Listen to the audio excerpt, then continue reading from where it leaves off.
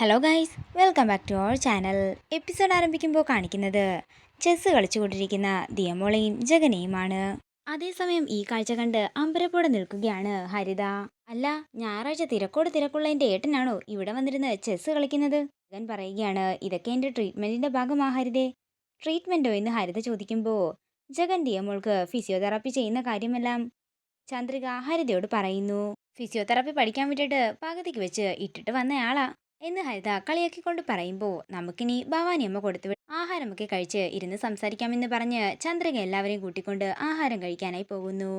സുചിത്ര വന്ദനയെ വിളിക്കുമ്പോൾ ദിയമോളെ കുളിപ്പിച്ചിട്ട് കൊണ്ടുവരാമെന്ന് വന്ദന പറയുന്നു. ഞാനവിടെ കാത്തിരിക്കും, പെട്ടെന്ന് വന്നേക്കാൻ പറഞ്ഞ് ജഗൻ ഹാളിലേക്ക് പോകുന്നു. ജഗനങ്ങളെ വിളിച്ചതല്ലേ, വന്ദനാമ്മയ്ക്ക് പോകായിരുന്നെന്ന് ദിയമോള് പറയുമ്പോൾ ഭാരിച്ച കാര്യങ്ങളൊന്നും നീ തലയിലെടുത്ത് വെക്കണ്ട. നിനക്ക് ഈയിടെയായിട്ടെ അല്പം കുറുമ്പ് കൂടുന്നുണ്ട്, അല്ലെങ്കിൽ തന്നെ എൻ്റെ തലയിൽ മുഴുവൻ പ്രശ്നങ്ങളാ. ഇനി നീയുമായിട്ട് പ്രശ്നങ്ങൾ ഉണ്ടാക്കി വെക്കണ്ടെന്ന് പറഞ്ഞ് ദിയമോളോട് ദേഷ്യപ്പെടുകയാണ് വന്ദന. പിന്നീട് കാണിക്കുന്നത് വിശന്ന് വലയുന്ന പ്രകാശൻ അടുക്കളയിൽ ചെന്ന് ബിരിയാണി പുട്ടെടുത്ത് കഴിക്കുന്നതാണ്. ജഗന്റെ ഈ ഭാവമാറ്റം മനോജിന് നല്ലതായിരിക്കുമെന്നാ എനിക്ക് തോന്നുന്നത്. ഒരു ബിസിനസ് തുടങ്ങുകയാണെങ്കിൽ അവന്റെ ഭാവിയും നല്ലതാകുമല്ലോ.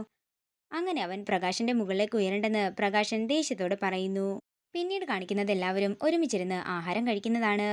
എല്ലാവർക്കും ഇരിക്കായിരുന്നെന്ന് ജഗൻ പറയുമ്പോൾ അതിനിവിടെ സ്ഥലം അത്രയ്ക്കില്ലല്ലോ എന്ന് ചന്ദ്രിക പറയുന്നു.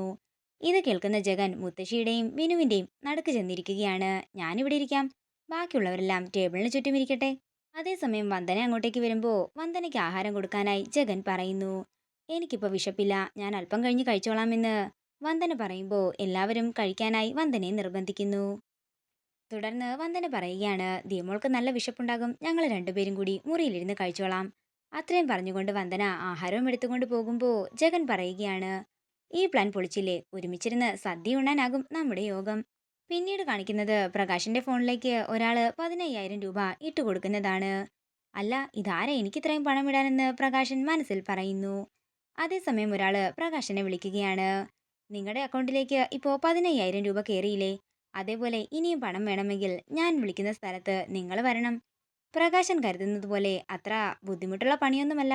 താല്പര്യമുണ്ടെങ്കിൽ പറയാൻ അയാൾ പറയുമ്പോൾ താല്പര്യമുണ്ടെന്ന് പ്രകാശനും പറയുന്നു.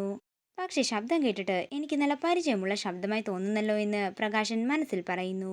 പിന്നീട് കാണിക്കുന്നത് സാഗറിനെയാണ്. സാഗർ കുറുപ്പിനെയും സെക്രട്ടറിയെയും കണ്ടിട്ട് പ്രകാശന് പണമിട്ട കാര്യവും പ്രകാശന് പണത്തിനോടുള്ള ആർത്തിയും ഒക്കെ തന്നെ പറയുന്നതാണ്.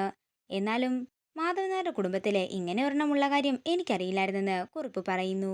കുറുപ്പ് സാറ് നോക്കിക്കോ, അവൻ എന്റെ പിന്നാലെ പട്ടിയെപ്പോലെ വാലാട്ടിക്കൊണ്ടുവരും. അവനെ മുൻനിർത്തി വന്ദനയെ ഞാൻ തകർക്കുകയും ചെയ്യും. നിന്റെ സേവനങ്ങൾ തുടർന്നും ഈ കുറുപ്പിന് കിട്ടണം കേട്ടോ സാഗറേ എന്ന് കുറുപ്പ് പറയുന്നു. പിന്നീട് കാണിക്കുന്നത് വന്ദനയുടെ വീടാണ്. ഹരിത ജഗനെ തന്റെ മുറിയൊക്കെ കൊണ്ട് കാണിക്കുമ്പോൾ ജഗൻ പറയുകയാണ്, ഈ മുറി കണ്ടപ്പോൾ എനിക്ക് നമ്മുടെ വീട്ടിലെ നിന്റെ മുറിയാ ഓർമ്മ വന്നത്. നിനക്കിവിടെ സുഖമാണോ എന്ന് ചോദിക്കുമ്പോൾ എനിക്ക് വളരെ സുഖം തന്നെയാ ഏട്ടാ എന്ന് ഹരിത പറയുന്നു. അതേസമയം മനോജ് അങ്ങോട്ടേക്ക് വരുമ്പോൾ ഇത്രയും നാളും ചെയ്ത കാര്യങ്ങൾക്കെല്ലാം മനോജിനോട് ക്ഷമ പറയുകയാണ് ജഗൻ. ഞാൻ ചെയ്തതൊന്നും മനസ്സിൽ വെച്ച് എൻ്റെ അനിയത്തെ വേദനിപ്പിക്കരുതെന്ന് ജഗൻ പറയുന്നു. ഇതെല്ലാം കേട്ടുകൊണ്ട് നിൽക്കുകയാണ് വന്ദന. ഇതോടുകൂടി ഇന്നത്തെ എപ്പിസോഡ് ഇവിടെ തീരുകയാണ്. വീഡിയോ ഇഷ്ടമായെങ്കിൽ മറക്കാതെ ലൈക്ക് ചെയ്യുക, ഷെയർ ചെയ്യുക, കമൻറ്റ് ചെയ്യുക. കൂടുതൽ സീരിയൽ അപ്ഡേറ്റ്സിനായി മറക്കാതെ സബ്സ്ക്രൈബ് ചെയ്യുക.